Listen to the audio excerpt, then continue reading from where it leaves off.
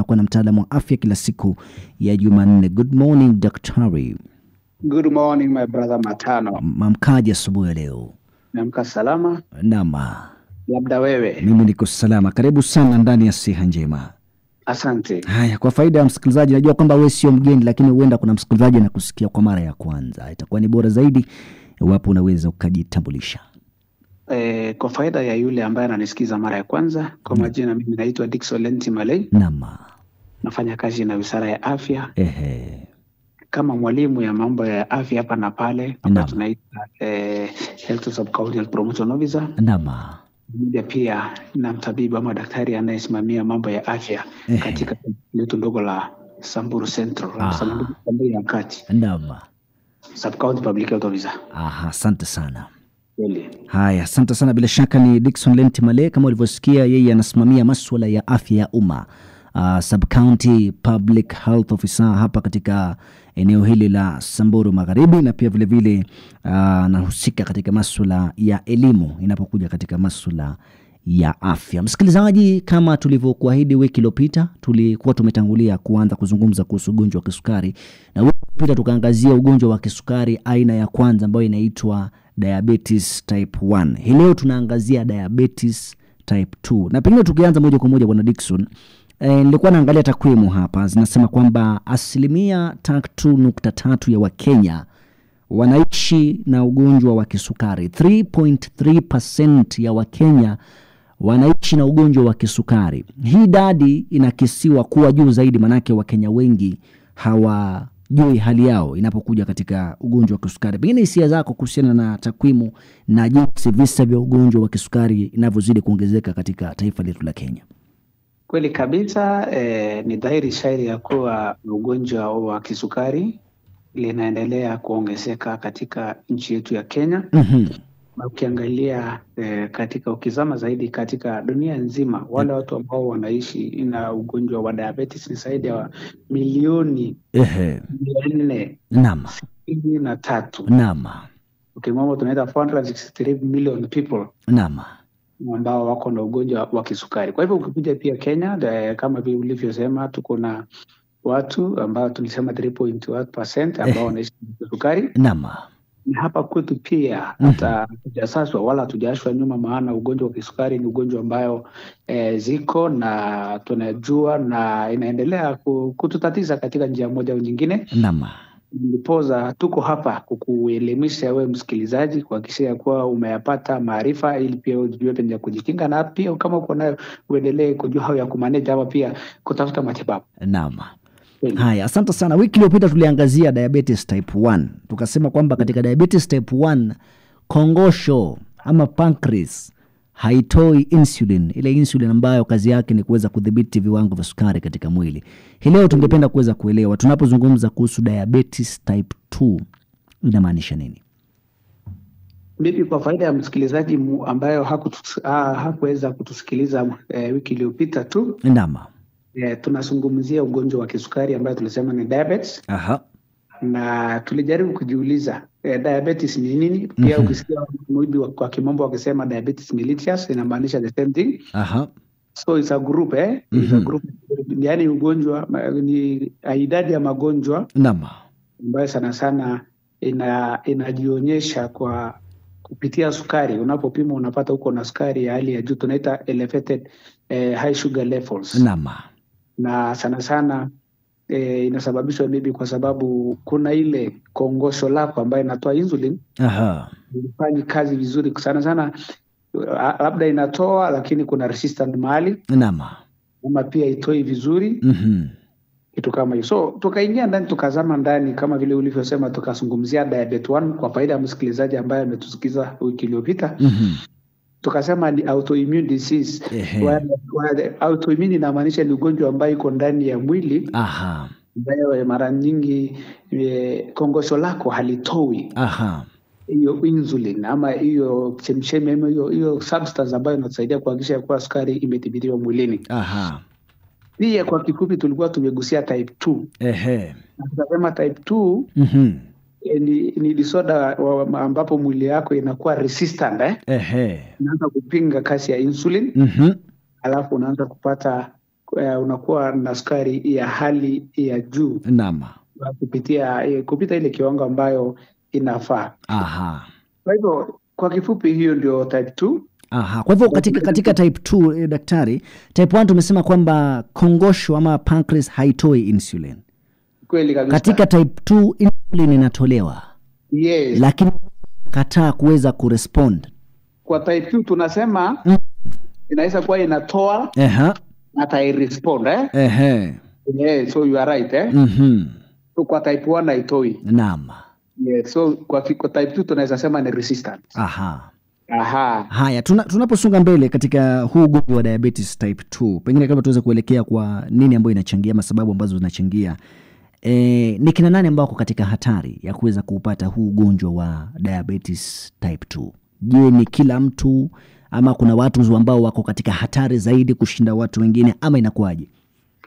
So ukiangalia ugonjwa wa kisukari, naam, watu ambao wako katika hali ya hatari ya kupata, kwa sababu kuna watu ambao tunaita wale ambao ni wazito ama kidogo, wale ambao wako na kilo usani kupita obesity, wale ambao tunasema kwamba kuna obesity. Yes. Aha. Kwa kimombo wanasema obesity is the strongest risk factor of type 2 diabetes. Naam. Alafu ukiangalia idadi kama vile ulivyopeana hapo mbeleni, 90% of type 2 diabetes of the because of overweight. 90%. So kwa kifupi kilo ama uzani kupita kiasi. Naam. Basi huenda ikasababisha ama huenda ikasababisha mtu kupata ugonjwa wa kisukari. Ya pili ni physical inactivity ama kutofanya kazi, kutofanya mazoezi, umelekea tu. Naam. Utafiti imeonyesha kuwa unapokosa kufanya mazoezi, naam, kuna vile inaenda ikawa ikakuweka katika hatari ya kupata ugonjwa type 2. Unaita ina increase marker of inflammation Ndia ndani kuna kitu inaitwa B cells. Ukisama ndani, lakini kwa faida ya msikilizaji wacha tu tutumie, kwa sababu najua tukisama ndani tutawapoteza. Aina ya tatu ama kitu ambayo inasababisha mtu kupata type 2 diabetes, nutrition. Kuna wanasema kwa Kiingereza there is a strong association between type 2 diabetes and high intake of sugar. So unapo sana tumia aina ya chakula kuna sukari, huenda ikawa utapata ugonjwa wa kisukari. Naam. Tunasema high sugar diet, chakula ambayo iko na sukari kwa wingi. Inaongeza sukari lako mwilini. Naam. Alafu kuna pia as much as inaongeza sukari kwenye mwili ambayo tunaita blood glucose, pia inaongeza kitu inaitwa bad cholesterol. Naam. Kwa wale ambao walisoma, na pia kule ndani kuna kitu inaitwa polysaccharide, triglycerides. Ilikuwa za aina ya chakula kama vile tulivyoguzia wiki iliyopita wakati tulikuwa tunazungumzia maneno ya carbohydrate, ile chakula iko na sugars Alafu hii inaweza sababisha mtu kuwa na inflammation ama kuwa na shida ambayo huenda ikawa ikasababisha type 2 diabetes. Unaweza ukashikilia hapo daktari kidogo, kwa sababu ningependa tuweze kupata ufafanuzi kidogo. Unapozungumza kuhusu vyakula ambavyo viko na kiwango cha juu cha sukari, pengine tuweze kutoa mifano tu kwa faida ya msikilizaji ambaye pengine wiki iliyopita kuweza kupata. Alafu pia vile vile umeweza kutaja kitu umeita bad cholesterol. Natumai unazungumza kuhusu mafuta. Exactly. Itakuwa kufafanua ile kwamba yule mama ambaye yuko pale nyumbani anakwenda kununua mafuta ya Kimbo ama anakwenda kununua mafuta aweze kuelewa ni mafuta gani haya ambayo tunazungumzia, tunasema kwamba ni mabaya. Kweli kabisa. Asante ndugu yangu Matano. Unapoenda kwenye duka sana unakuta imeandikwa, kuna mafuta imeandikwa cholesterol free. Kwa hivyo kuna mafuta ama kuna mafuta ambayo tunatumia ambayo iko na cholesterol. Hata wakati unapokula ukiangalia kijiko sinaanza kushikana. So you can imagine wakati ingine aina hiyo ya cholesterol ikiingia kwenye mwili, alafu maybe jipate kwenye damu. Naam. Cholesterol wakati ingine huenda ikawa itasababisha, ukitumia kwa zaidi huenda ikawa itaingia kwenye mwili yako, alafu jipate kwenye sehemu ya damu, alafu unasikia imeblock. Kwa hivyo mafuta ambayo tunasema si mazuri ni yale mafuta ambayo huwa yanaganda. Exactly. Hata baada ya kula unakuta kwamba kwenye sahani yamebakia pale. Kweli kabisa. Hata wamekuandikia vizuri hapo cholesterol. Naam. Cholesterol free. Naam. Na kwa faida ya msikilizaji, sijui kama wanaelewa maana ya cholesterol. Cholesterol ni aina ya mafuta ama kitu ambayo inapatikana kwenye mafuta. Naam. Haya, ya pili, kuna pia kitu ambayo tunaita meats. Kwa sababu umeniuliza, kuna meats, ile vitu ambayo tunaita watu ambao wanajua lakini si ya ukweli. Naam. Kama vile mtu anaweza jua kwa sababu familia yetu ilikuwa na ugonjwa wa kisukari, hata mimi nitapata kisukari. Wakati mwingine si lazima wewe pia upate kisukari. Nilianza kwa kusema zile vitu ambayo inaweza sababisha mtu kupata ugonjwa wa kisukari ni kama kuongezeka kilo, physical inactivity, kutofanya mazoezi, unhealthy diet, kula chakula aina moja ama kula chakula moja zaidi ambayo unajua tunaelewa maana ya balance diet. Balance diet ni kukula ile chakula bora ambayo iko na tunaita ile nutrients iko ina yote ya chakula, iko na vitamins, protein na hivyo. So ni hizo tu. Ya pili pia kuna pia ile tunaita, watu wanasema mimi nitapata kisukari kwa sababu nakula chakula ambayo iko na sukari mingi. Kwa ukiangalia kwa undani huenda ikawa kuna ukweli, lakini utafiti inasema diabetes is a lifestyle disorder, not a sugar disorder. Kwa hivyo sio sukari, ile sukari ambayo tunaizungumzia sukari. Kwa hivyo tukikula sukari huenda ikawa ikaongeza sukari yako kwenye mwili lako. So tukiendelea hapo na pale, tulikuwa tumegusia kidogo mambo ya zile sababu ambazo tulisema zile vitu ambazo zinaweza sababisha mtu kupata ugonjwa wa diabetes, na tukaanza kwa kusema kwa ya kwanza ilikuwa ni kilo. Ya pili ilikuwa ni obesity, tulisema kilo. Tukasema physical inactivity. Sasa ya tatu ni nutrition. Ya nne pia tuseme smoking, na ufutaji wa sigara na kutumia pombe kupindukia. So kwa kimombo tunasema 30% to 40% cases of smokers increases the chance of developing diabetes. Kwa hivyo unapotumia sigara au pombe, basi unajiweka katika ile hatari ya kupata ugonjwa wa kisukari. Haya. Pengine tukisonga mbele, kuna swali ambalo nataka kuuliza. Kuna uhusiano wote kati ya umri na ugonjwa wa kisukari? Kweli kabisa, kweli iko. Kwa maana wiki iliyopita tulizungumzia kwa undani kidogo. Tulisema ile kitu moja ama sababu moja ambayo inaweza sababisha mtu kupata ugonjwa wa kisukari. Tulisema umri, unapoendelea kuzeeka. Ama uende ikawa ukapata type. By the way, ukiangalia kwa undani type 1 sana sana inatokea kwa watoto. Type 1 inatokea kwa watoto. Usually it is onset in children. Ya pili, type 2 sana sana inatokea kwa watu wazima. So kwa undani tunasema kuna ile vitu ambayo tunaweza modify, yani ile ambayo tunaweza itengeneza isituletee madhara ama isituletee ugonjwa wa kisukari. Kuna zile ambayo hatuwezi. Kama zile hatuwezi, kama ulivyouliza, moja ni miaka. Ya pili ni historia ya familia. Ya tatu ni genetic mutation ama miundo mzingi ya miili yetu. Na pili ya environmental factors, mahali tunamoishi. For example, mtu anamoishi kwenye mahali kama Nairobi, kwa sababu ya chakula ambayo zinapatikana hivyo, na hata pia kwa sababu ya environment, huenda ikawa kwa katika hali ya hatari ama hali hatari zaidi kupata ugonjwa wa kisukari kulingana na mtu ambaye huishi maeneo haya mengine. Na tukaangalia pia zile ambaye hatuwezi yani tunaweza kuyagusa, tunasema modifiable factors, kama vile kilo. Unaweza fanya mazoezi basi uteremshe kilo yako. Chakula ambayo unaweza kula, unaweza iangalie uhakikishe umekula ile chakula ambayo yako na madini yote.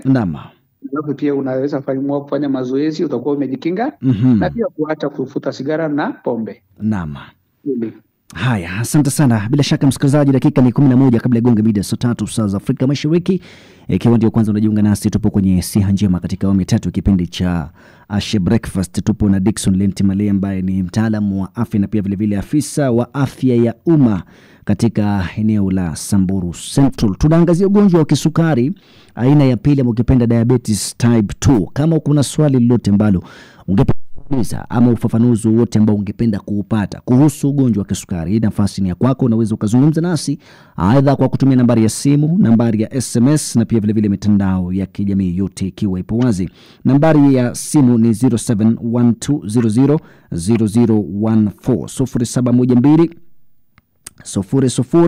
0014 ikiwa ndio nambari ya simu.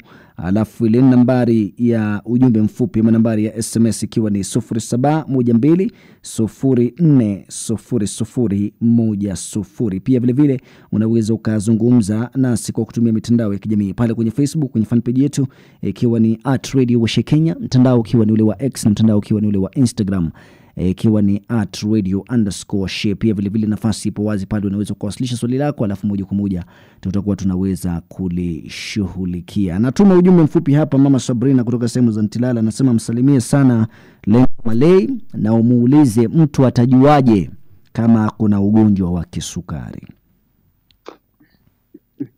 Kweli. Kwa hivyo msikilizaji huyu ametupeleka kwenye dalili Naam, lakini kabla tuende kwa dalili, naona kuna simu nyingine nabisha hapa. Acha tuweze kuipokea, tuweze kumsikiliza msikilizaji hapa ako na swali lipi katika mada yetu ya siku ya leo. Yes Grace, habari? Amen, habari ya Loberer? Yes, salama sana, tunashukuru Mungu. Amina, pia sisi tuko salama. Karibu sana. Salamia daktari. Amepokea salamu. Asante. Haya. Nauliza. Nataka niulize hiyo symptoms ya hiyo ugonjwa. Utajuaje kama uko naye? Aha. Alafu kuna tiba ama hakuna tiba? Aha. Asante. Haya, asante sana Grace kutoka sehemu za Loberer ni kule katika County Baringo. Asante sana kwa ajili ya swali lako. Anauliza dalili ni zipi na anasema je, huu ugonjwa wa kisukari type 2 specifically, je, kuna tiba ama haina tiba daktari? Kweli kabisa. Ukiangalia dalili ya ugonjwa wa type 2 na type 1 kwa sana tumeendanisha. Kuna aina 3. Tunaita 3 P's common sana. Kwa Kiingereza kuna vitu tunaitwa polynuria. Polynuria manake ile kusikia kuwa na haja ya kwenda kwenye haja ya kukojoa.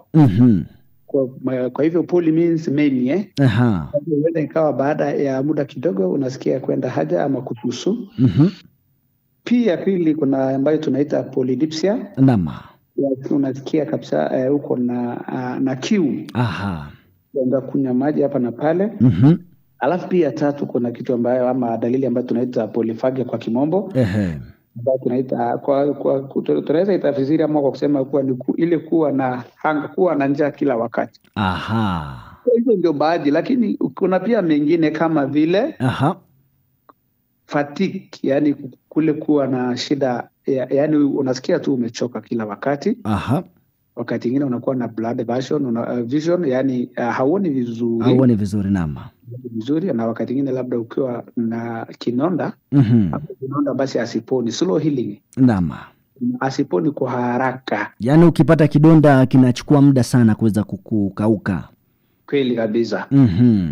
Tuko na kitu ambacho inaitwa recurring skin, blood infection, unakuwa na shida ama na magonjwa kwa shida kwenye ngozi lako. PC. Kwenye gallbladder kule mahali kuna mkojo ya mwanadamu. Alafu pia ukiangalia blood pressure yako kuna vile fluctuation.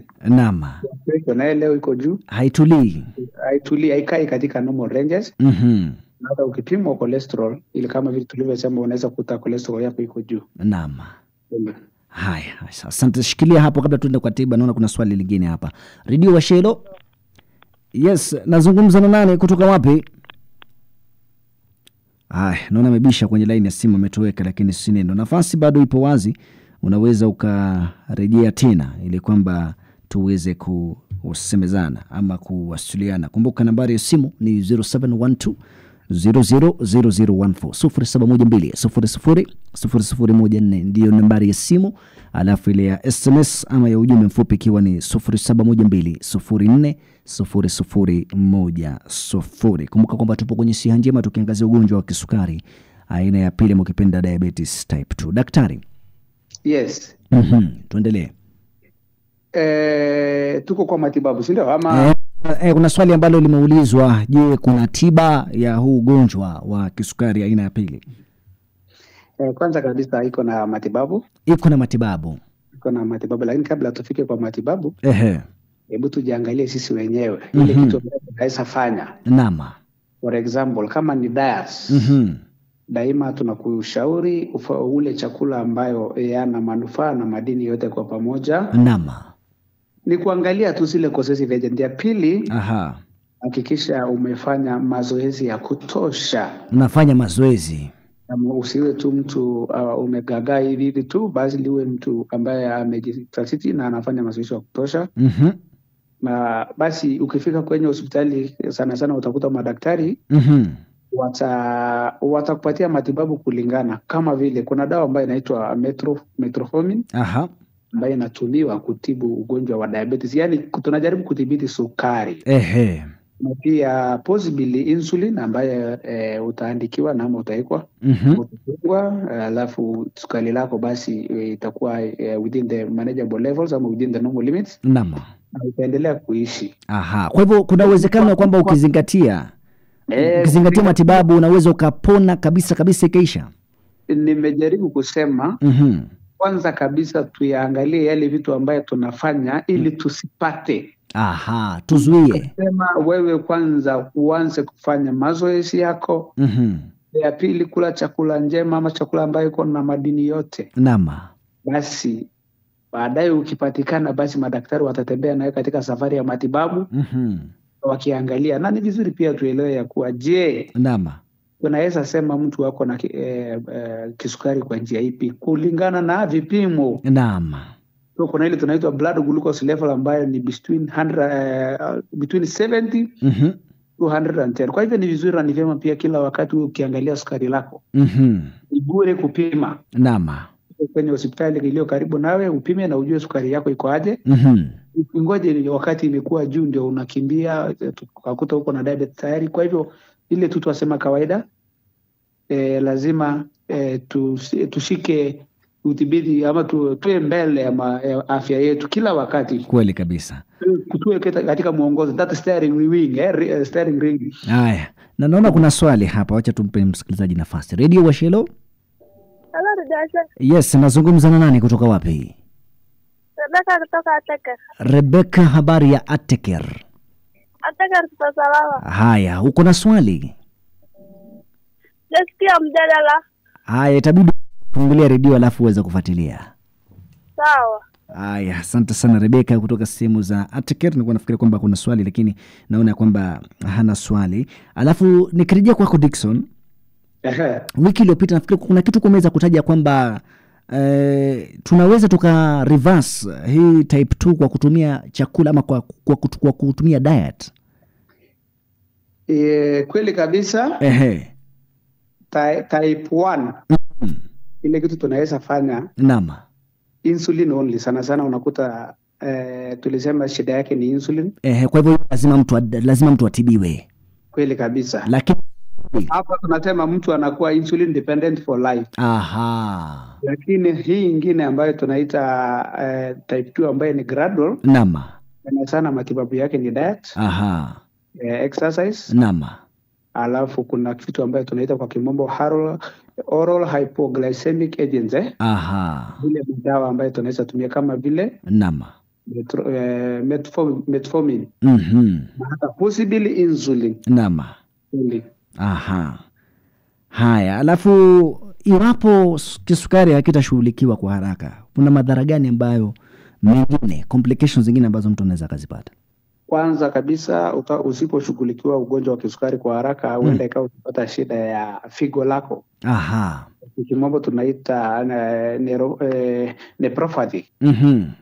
Ambayo ni renal failure. Naam.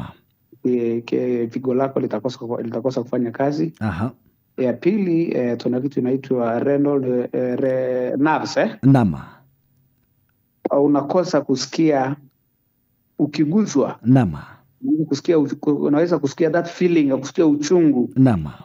So inamaanisha basi zile misisi ambayo Mwenyezi Mungu ameweka kwenye miili yetu kupeleka zile feelings za uchungu na uzuri. Nama. Basi ndio sikaharibika. Pia long term complication ama shida ambayo zinakuja kwa unapokosa utafuta msaada wa ugonjwa wa diabetes. Shida ya macho. Nama. Unaweza poteza uwezo wako wa kuona. Na hata unapokosa kutafuta msaada basi uende kupata shida ya moyo. Nama. Tunaita atherosclerosis. Hizo ndio baadhi za long term complication ambayo mtu anaweza pata anapokosa kutafuta ama akiwa na ugonjwa wa diabetes. Nama. Haya, pengine kauli zako za mwisho tunapoelekea kutamatisha, maana naona ishagonga saa 3. Kauli langu la mwisho kama vile tuasemanga, afya letu ni jukumu letu. Yote ambayo tunazungumza kwenye kipindi hiki na zile zingine tujaribu tuyazingatie na tuyafuate maagizo. Nama.